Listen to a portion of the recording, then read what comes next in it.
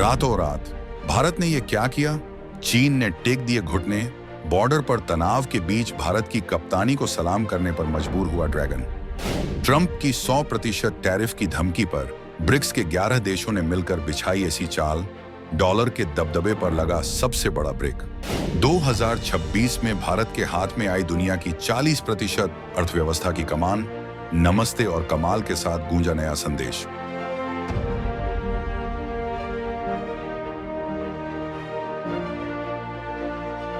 चीनी राजदूत ने दे डाला ऐसा बयान कि पूरी दुनिया के कान खड़े हो गए, मल्टीपोलर वर्ल्ड की तरफ बढ़ाया भारत के साथ कदम। अमेरिका फर्स्ट की पॉलिसी पर ब्रिक्स का करारा जवाब, ग्लोबल साउथ की आवाज बनकर उभरा भारत का नया अवतार। भारत, चीन, रूस की त्रिशक्ति ने रचा ऐसा महाचक्रव्यूह, ट्रंप के टैरिफ गन के सामने खड़ी हुई 45% आबादी की दीवार। दुनिया की राजनीति में इन दिनों एक अजीब सा खेल चल रहा है।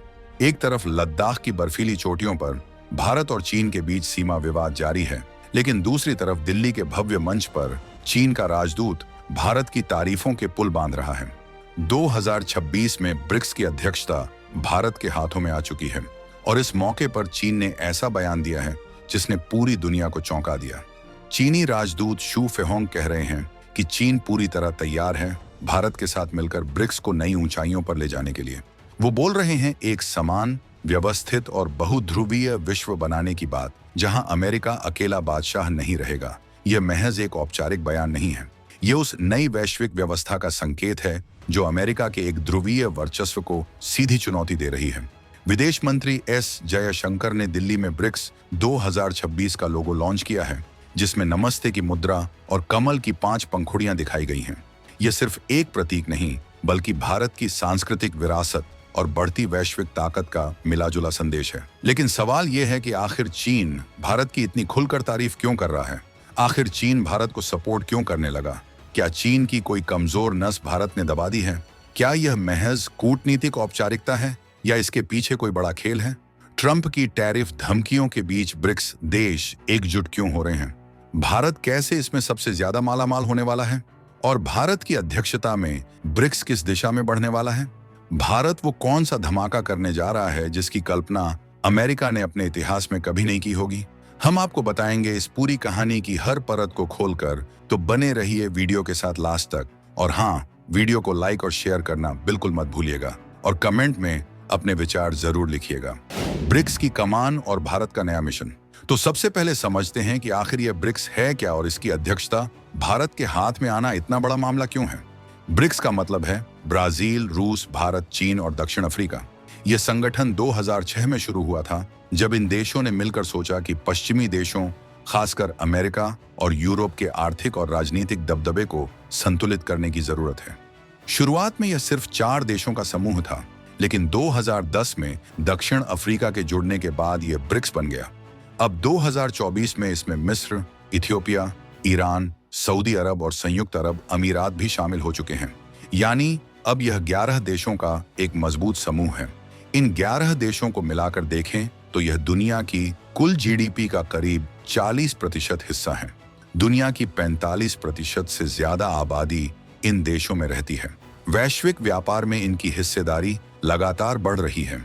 अब अगर यह देश मिलकर कोई फैसला करे तो पूरी दुनिया की अर्थव्यवस्था हिल सकती है। यह कोई मामूली बात नहीं है। ये उस नई वैश्विक व्यवस्था का आधार है जो पश्चिम के वर्चस्व को चुनौती दे रही है। अब भारत ने 2026 के लिए ब्रिक्स की अध्यक्षता संभाल ली है और यह साल खास इसलिए भी है क्योंकि 2026 में ब्रिक्स अपनी 20वीं वर्षगांठ मना रहा है। विदेश मंत्री जयशंकर ने दिल्ली में जो लोगो लॉन्च किया है, उसमें कमल की 5 पंखुड़ियां दिखाई गई हैं, जो मूल 5 सदस्य देशों के रंगों को दर्शाती हैं। ऊपर नमस्ते की मुद्रा है, जो सहयोग, सम्मान और भारतीय संस्कृति का प्रतीक है।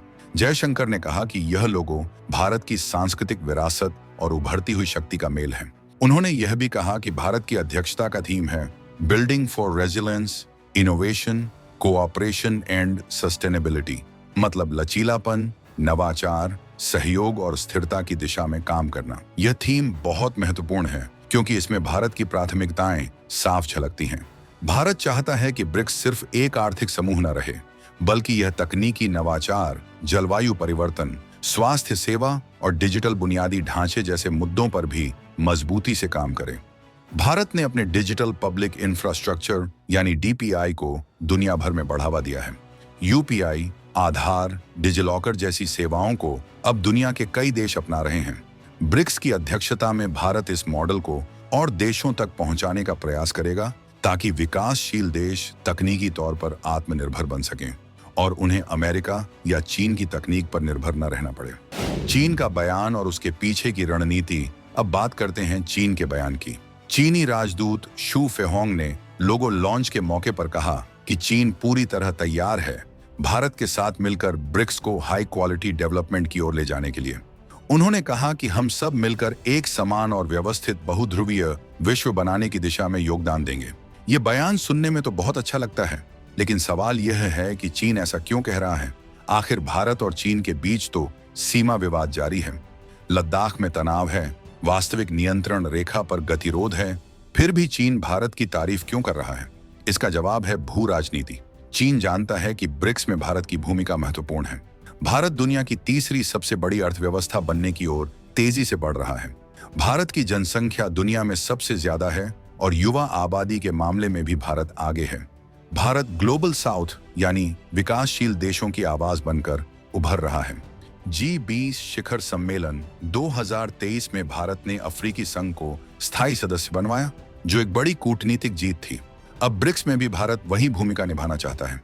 चीन को पता है कि अगर वो भारत से दूरी बनाता है तो ब्रिक्स में उसका प्रभाव कम हो सकता है। ब्रिक्स में ब्राजील, रूस और दक्षिण अफ्रीका जैसे देश भी हैं जो भारत के साथ अच्छे संबंध रखते हैं। नए सदस्य देश भी भारत की उदार और संतुलित विदेश नीति को पसंद करते हैं। इसलिए चीन के लिए यह जरूरी है कि वो भारत के साथ ब्रिक्स के मंच पर सहयोग करे, भले ही द्विपक्षीय मुद्दों पर तनाव बना रहे। दूसरी बड़ी वजह है अमेरिका। डोनाल्ड ट्रंप फिर से अमेरिकी राष्ट्रपति बन चुके हैं और उनकी अमेरिका फर्स्ट नीति पूरी दुनिया को प्रभावित कर रही है। ट्रंप ने साफ कहा है कि अगर ब्रिक्स देशों ने डॉलर का विकल्प बनाने की कोशिश की तो वो 100% टैरिफ लगा देंगे, यानी ब्रिक्स देशों से होने वाले आयात पर इतना ज्यादा कर लगाया जाएगा कि व्यापार मुश्किल हो जाएगा।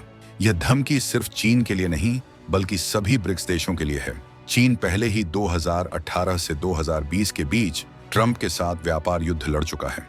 उस समय अमेरिका ने चीनी सामान पर भारी टैरिफ लगाया था और चीन की अर्थव्यवस्था को झटका लगा था। अब चीन नहीं चाहता कि फिर से वही स्थिति बने, इसलिए वो ब्रिक्स को मजबूत करना चाहता है ताकि डॉलर के वर्चस्व को तोड़ा जा सके। चीन जानता है कि अकेले वो अमेरिका को चुनौती नहीं दे सकता, लेकिन अगर भारत, रूस, ब्राजील और दूसरे ब्रिक्स देश साथ आए तो यह संभव है। इसलिए चीन भारत की अध्यक्षता का खुलकर समर्थन कर रहा है। ये एक रणनीतिक कदम है जिसमें चीन अपने हितों को साधने की कोशिश कर रहा है, लेकिन भारत के लिए भी यह फायदेमंद है क्योंकि इससे उसकी वैश्विक साख बढ़ती है। ट्रंप की धमकी और ब्रिक्स का जवाब। डोनाल्ड ट्रंप की धमकी कोई मामूली बात नहीं है। उन्होंने साफ शब्दों में कहा है कि अगर ब्रिक्स देशों ने डॉलर को हटाकर कोई नई मुद्रा बनाने की कोशिश की तो वो 100% टैरिफ लगा देंगे। ट्रंप ने यह भी कहा है कि ब्रिक्स देश अमेरिकी बाजार से दूर हो जाएंगे। यह धमकी बहुत गंभीर है क्योंकि अमेरिका दुनिया की सबसे बड़ी अर्थव्यवस्था है और डॉलर दुनिया की सबसे शक्तिशाली मुद्रा है। दुनिया के ज्यादातर देश अंतर्राष्ट्रीय व्यापार में डॉलर का इस्तेमाल करते हैं। तेल, सोना, गेहूं सब कुछ डॉलर में खरीदा और बेचा जाता है। इसीलिए अगर कोई देश डॉलर के खिलाफ जाता है तो उसे भारी नुकसान उठाना पड़ सकता है। लेकिन ब्रिक्स देश डॉलर के इस वर्चस्व से परेशान हैं। कई बार अमेरिका ने डॉलर को हथियार की तरह इस्तेमाल किया है। जब कोई देश अमेरिका की नीतियों के खिलाफ जाता है तो अमेरिका उस पर आर्थिक प्रतिबंध लगा देता है और उसे अंतर्राष्ट्रीय बैंकिंग सिस्टम से काट देता है। रूस पर यूक्रेन युद्ध के बाद यही हुआ। पश्चिमी देशों ने रूस को स्विफ्ट बैंकिंग सिस्टम से बाहर कर दिया, जिससे रूस को अंतर्राष्ट्रीय व्यापार करने में बहुत मुश्किल हुई। ईरान और वेनेजुएला जैसे देशों पर भी अमेरिका ने कई साल तक प्रतिबंध लगाए हैं। इसलिए ब्रिक्स देश डॉलर के इस एकाधिकार को तोड़ना चाहते हैं। वो चाहते हैं कि अंतर्राष्ट्रीय व्यापार में अपनी मुद्राओं का इस्तेमाल बढ़े। इसे डी-डॉलराइजेशन कहते हैं। पिछले कुछ सालों में ब्रिक्स देशों ने इस दिशा में कई कदम उठाए हैं। भारत और रूस के बीच व्यापार अब रुपए और रूबल में हो रहा है। चीन भी अपनी युआन मुद्रा को बढ़ावा दे रहा है। ब्राजील और अर्जेंटीना ने भी स्थानीय मुद्राओं में व्यापार शुरू किया है। साल 2023 में ब्रिक्स देशों ने अपनी एक साझा मुद्रा बनाने की संभावना पर चर्चा की थी। हालांकि यह अभी तक लागू नहीं हुआ है। ट्रंप की धमकी का असर उल्टा पड़ रहा है। जितना ज्यादा अमेरिका दबाव बना रहा है, उतना ही ब्रिक्स देश एकजुट हो रहे हैं। यह ठीक वैसा है जैसे कोई बड़ा बच्चा छोटे बच्चों को डराए तो वो सब मिलकर उसका सामना करने के लिए तैयार हो जाते हैं। ब्रिक्स देशों को लगता है कि अगर वो अलग अलग रहे तो अमेरिका उन्हें एक एक करके दबा देगा, लेकिन अगर वो साथ रहे तो उनकी ताकत बढ़ जाएगी। इसलिए ट्रंप की धमकी ब्रिक्स को कमजोर करने की बजाय उसे और मजबूत बना रही है। भारत का मास्टर प्लान और टैरिफ का तोड़। अब बात करते हैं उस धमाके की जो भारत करने जा रहा है। ट्रंप की टैरिफ धमकियों के जवाब में भारत ने एक ऐसी रणनीति तैयार की है जो अमेरिकी इतिहास में शायद कभी नहीं देखी गई। भारत की अध्यक्षता में ब्रिक्स देश मिलकर एक ऐसा आर्थिक तंत्र बनाने जा रहे हैं जो डॉलर के वर्चस्व को सीधे चुनौती देगा। यह सिर्फ बातचीत नहीं बल्कि ठोस कदम है जो 2026 में दिखाई देंगे। पहला बड़ा कदम है ब्रिक्स पे सिस्टम का विस्तार। यह एक डिजिटल भुगतान प्लेटफॉर्म होगा जो सभी ब्रिक्स देशों को एक दूसरे से सीधे जोड़ेगा। इसमें डॉलर की जरूरत नहीं होगी। भारत का यूपीआई सिस्टम इसका आधार बनेगा। अभी भारत ने यूपीआई को सिंगापुर, मॉरिशस, श्रीलंका और नेपाल तक फैलाया है। अब इसे पूरे ब्रिक्स में लागू किया जाएगा। कल्पना कीजिए कि एक ब्राजील का व्यापारी सीधे भारत के व्यापारी को रुपए में पैसे भेज सके या चीन का निर्माता रूस के खरीदार से युआन में भुगतान ले सके। यह सब बिना डॉलर के, बिना अमेरिकी बैंकिंग सिस्टम के होगा। दूसरा बड़ा कदम है ब्रिक्स कमोडिटी एक्सचेंज।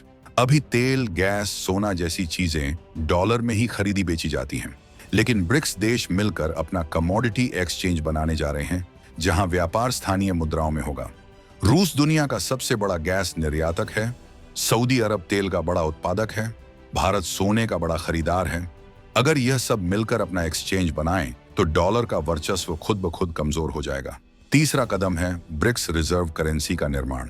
ये एक बास्केट करेंसी होगी जिसमें सभी ब्रिक्स देशों की मुद्राएं शामिल होंगी। यह यूरो की तरह काम करेगी, लेकिन इससे भी ज्यादा शक्तिशाली होगी क्योंकि इसके पीछे दुनिया की 45% आबादी और 40% अर्थव्यवस्था होगी। भारत ने इस पर बहुत गहन अध्ययन करवाया है और रिजर्व बैंक ऑफ इंडिया के अधिकारी इस पर काम कर रहे हैं। चौथा कदम है ऊर्जा सुरक्षा का नया ढांचा। अमेरिका अक्सर तेल की कीमतों को नियंत्रित करके दूसरे देशों पर दबाव बनाता है, लेकिन अब ब्रिक्स देश मिलकर एक ऊर्जा गठबंधन बना रहे हैं। रूस की गैस, सऊदी अरब का तेल, ईरान का पेट्रोलियम, यूएई की रिफाइनिंग क्षमता और भारत की बड़ी मांग को मिलाकर एक ऐसा तंत्र बनेगा जो पूरी तरह आत्मनिर्भर होगा। इसमें अमेरिकी प्रभाव शून्य होगा। पांचवां और सबसे बड़ा कदम है तकनीकी स्वतंत्रता। अमेरिका ने चीन पर चिप और तकनीक के प्रतिबंध लगाए हैं, लेकिन अब ब्रिक्स देश मिलकर अपनी तकनीकी क्षमता बढ़ा रहे हैं। भारत सेमीकंडक्टर बनाने में आगे बढ़ रहा है, चीन के पास विनिर्माण क्षमता है, रूस के पास रक्षा तकनीक है। इन सब को मिलाकर एक ऐसा तकनीकी गठबंधन बन सकता है जो पश्चिम को टक्कर दे। न्यू डेवलपमेंट बैंक और आर्थिक स्वतंत्रता। ब्रिक्स देशों ने डॉलर के वर्चस्व से बचने के लिए एक और बड़ा कदम उठाया है। साल 2014 में उन्होंने न्यू डेवलपमेंट बैंक यानी एनडीबी की स्थापना की। इसका मुख्यालय शंघाई में है और इसका उद्देश्य विकासशील देशों को विकास परियोजनाओं के लिए कर्ज देना है। यह बैंक विश्व बैंक 2014 में स्थापित हुआ और अंतर्राष्ट्रीय मुद्रा कोष यानी आईएमएफ का विकल्प बनने के लिए बनाया गया है। विश्व बैंक और आईएमएफ पर अमेरिका और यूरोपीय देशों का नियंत्रण है और वो अपनी शर्तों पर कर्ज देते हैं। कई बार ये शर्तें बहुत सख्त होती हैं और विकासशील देशों को मुश्किल में डाल देती हैं। एनडीबी इससे अलग है। ये बैंक स्थानीय मुद्राओं में कर्ज देता है, जिससे देशों को डॉलर में कर्ज लेने की जरूरत नहीं पड़ती। अब तक एनडीबी ने 30 अरब डॉलर से ज्यादा के कर्ज दिए हैं। भारत ने भी इस बैंक से कई परियोजनाओं के लिए कर्ज लिया है, जैसे सड़क निर्माण, बिजली उत्पादन और नवीकरणीय ऊर्जा परियोजनाएं। एनडीबी सिर्फ ब्रिक्स देशों को ही नहीं बल्कि दूसरे विकासशील देशों को भी कर्ज देता है। यह बैंक धीरे धीरे एक मजबूत वित्तीय संस्था बनता जा रहा है जो पश्चिमी वित्तीय संस्थाओं को चुनौती दे रही है। भारत की अध्यक्षता में एनडीबी को और मजबूत बनाने की योजना है।